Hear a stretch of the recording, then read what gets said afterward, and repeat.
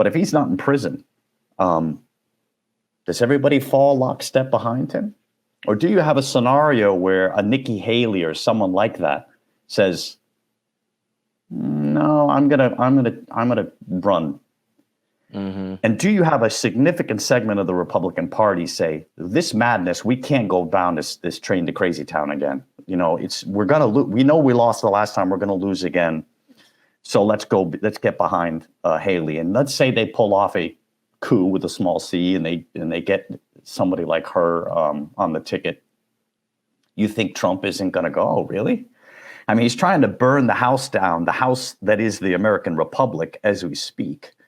Mm-hmm. What would prevent him from saying, oh, I'm going to go third party on this, which would guarantee whoever the Democrat was, the Democrat would win, right? You know, in other words, does he turn into a really like a Ross Perot type for the next two cycles? I don't know. I don't think so. I think he will, as long as he wants to. I would imagine he will continue to rule over the Republican Party because his supporters are fired up and dug in. And if Nikki Haley or someone else or Josh Hawley tries to jump the queue and they see that as undermining their great leader who is trying to run again, that would probably be political suicide because they would have done that by now. I mean, how much craziness do you need to see? It's kind of gotten to the point where the time to kind of say enough was enough has come and gone. And I kind of feel like the analogy I would give is it feels a little bit like the Iraq War, where in hindsight, I think a year into it, we all realized like, oh, this is just not working out well at all. And to your credit, and about half the country, a lot of people were opposed to it. Took me a little longer to kind of come to that conclusion. But, you know, there's this notion of sunk costs. Like if you're pro-Trump and you've aligned yourself with Trump, it's very expensive to your political future to kind of unwind that. You might as well just see play the hand out until it's done. And in a way, I kind of feel like Trump is the only one that can turn off Trumpism. He can keep it going as long as he wants. And sadly, if the guy is still calling secretaries of state 2 weeks before the inauguration and spending an hour talking about dead people and dogs and cats voting and all this stuff, and, you know, machines being secretly kind of spirited out in the middle of the night, if he's willing to do that, then clearly he's not letting this go. And the best way for him to redeem himself wouldn't it be to win in 2024? And if he wants to, I right? think it's absolutely possible that he announces his candidacy right away and spends 4 years just banging away at the Biden administration as the de facto candidate. Of course, Cy Vance and Manhattan's district attorney's office will have something to say about that, because on paper, he's already an unindicted co-conspirator in an election fraud case.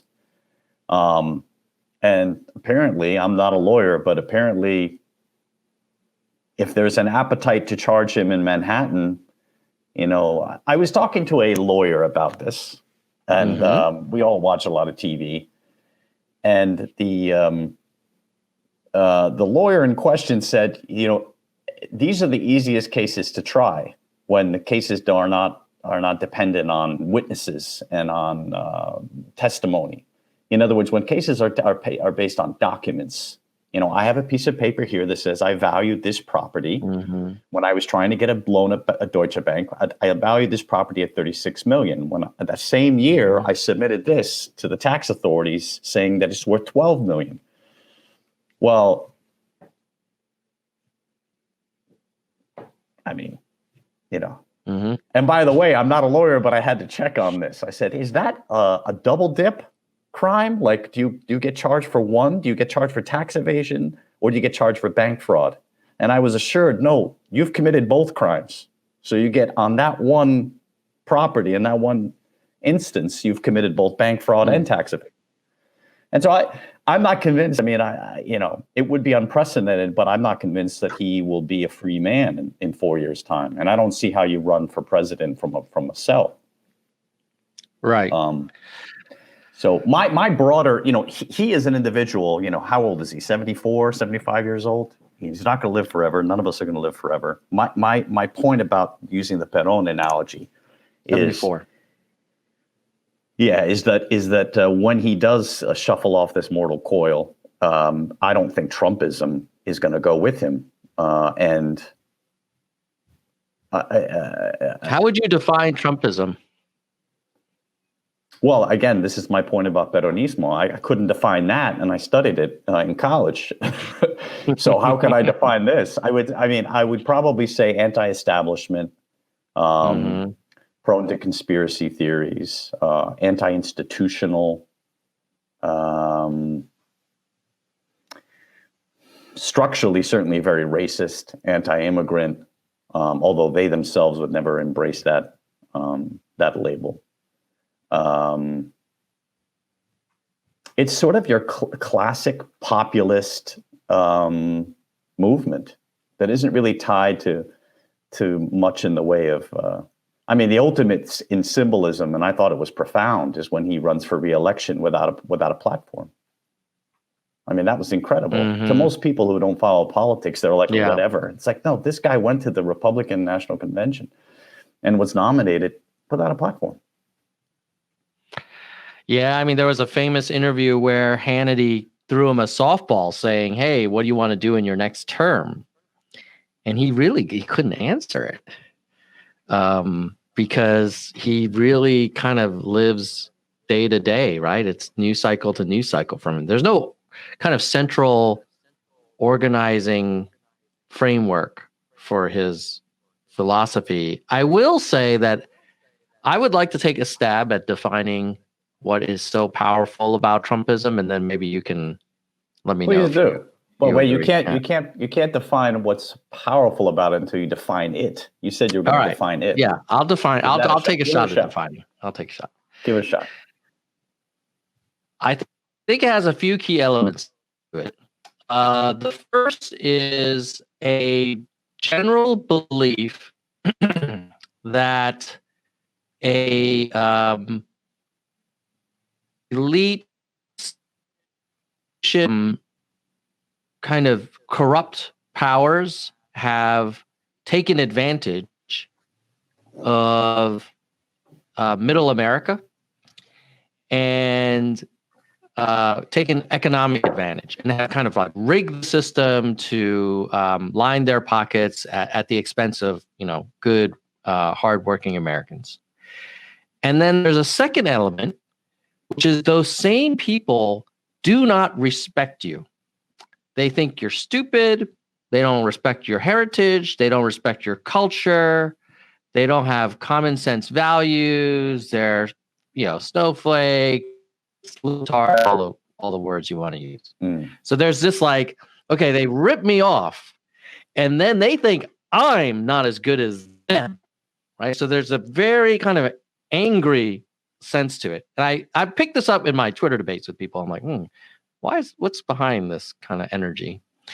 And then I think the third element is a strong anxiety and discomfort with the pace of change, both culturally in the country, demographic, sort of racial makeup, being told like, hey, you shouldn't call someone an actress anymore. You have to use actor, like these kind, or you shouldn't say Merry Christmas. You have to say Happy Holiday. These are things that are, it's changing everything on me.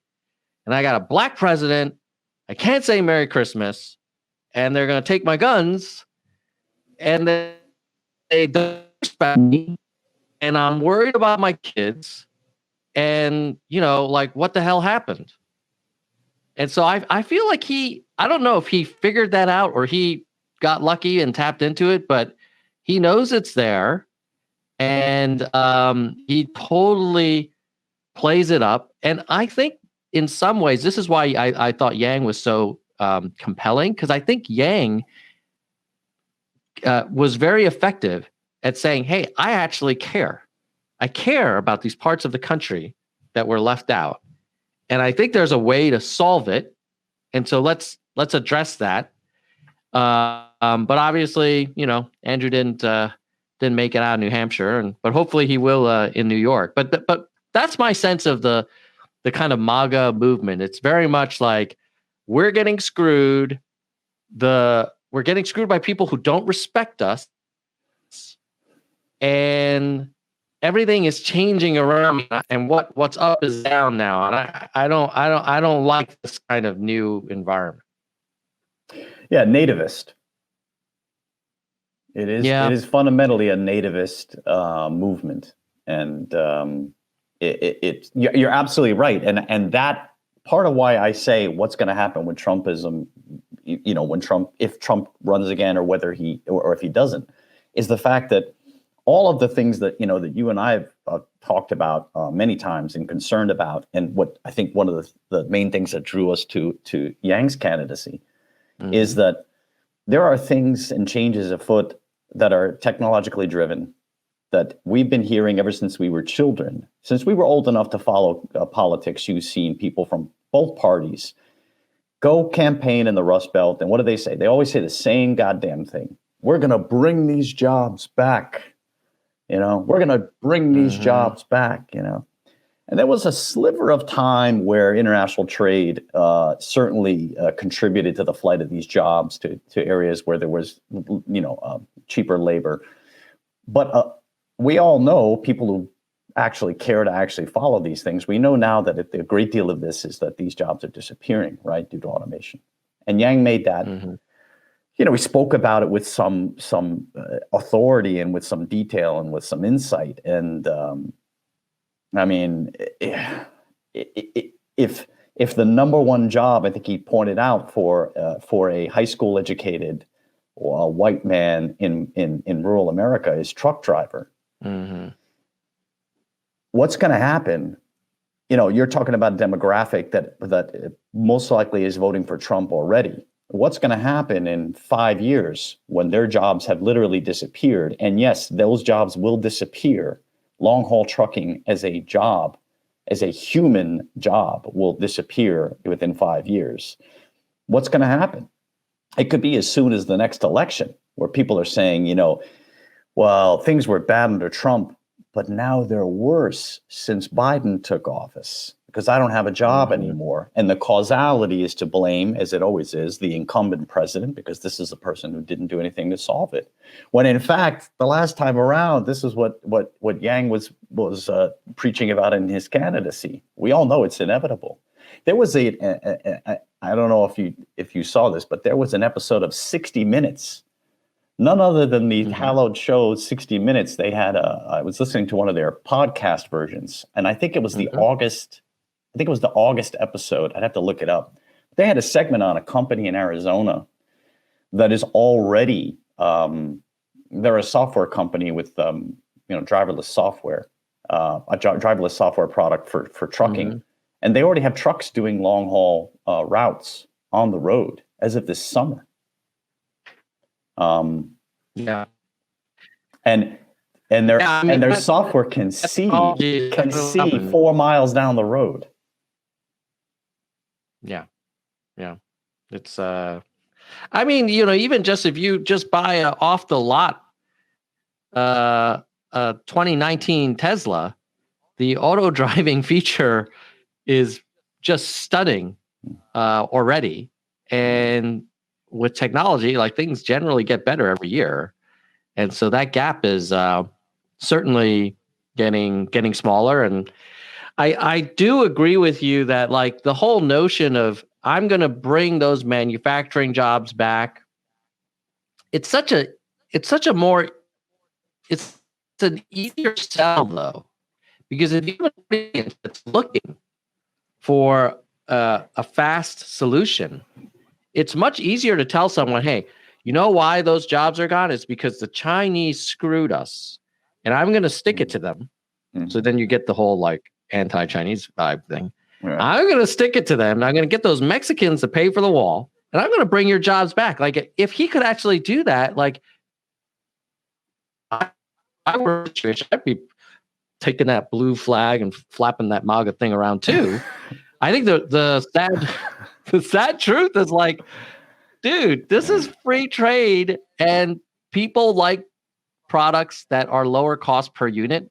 And if labor costs are lower in other countries, like it's going to be pretty hard to compete. If it's not China, it's Vietnam. It's not Vietnam. It's Malaysia. It's Mexico. Like, I mean, you cannot go to Walmart every month and buy all this stuff for close to nothing and then complain about China, because the reason why all that stuff is so cheap is because it's built by people who are, working for almost nothing.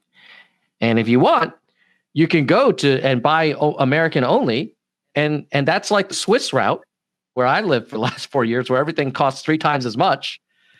And in some ways, I don't mind it because I feel like, well, at least we're supporting the local economy. But, that quality of life, everybody having like 2 cars and a 50-inch TV and all the Amazon boxes showing up at your door every week and filling your giant SUV with stuff from Costco and Walmart, like that's because of China. And I just feel like that's an argument that people don't want to hear, because now you're telling them like, wait a minute. Yeah, you're not going to get elected on that argument. Let me give a quick shout out to the Nerds for Humanity members. And first of all, I want to thank Kristen Slevin, our executive vice president. Let me just show. Thank you, Kristen. Really appreciate it. And then at the VP level, boom. We've got V, JM, Fat, Soldier, Laura, Joshua, Patrick, and Mindful Skeptics. So thank you to our VPs. Boom, boom, boom. And to our hardcore, we've got Mike, Gene, David, Tracy, DK, not DK Metcalf. That'd be awesome, though. Landline, Phoenix, Jekalago, Kirsch, Mr. History Fan, Byram, Mona, Susan, Yang, Robert, Dean, Stat Nerd, Galessa. Galessa's a new member, just joined 4 days ago. Welcome, Galessa. And then at the entry level, we have our verified nerds. Thank you very much, Helen, Lisa, Sugar, Albert, Brandon, Yes, Brian, Peter, Arez, Your Mommin, Sophia, Jadwiga, Gail, Shake and Make, Mike, Doris, Emerald, Nell, Lori, Ben, Roger, Lisa, Christina, Vaughn, Tony, Rasta, Ryan, Jessica, Blair, Bike, James, Jalopy, Emma, Joel, Spirited, Hui, and Steven. Thank you to all of you. Oh, there's more. Ira, Shoni, and Philip. Philip just joined 5 days ago. So thank you to the Nerds for Humanity members for supporting the channel.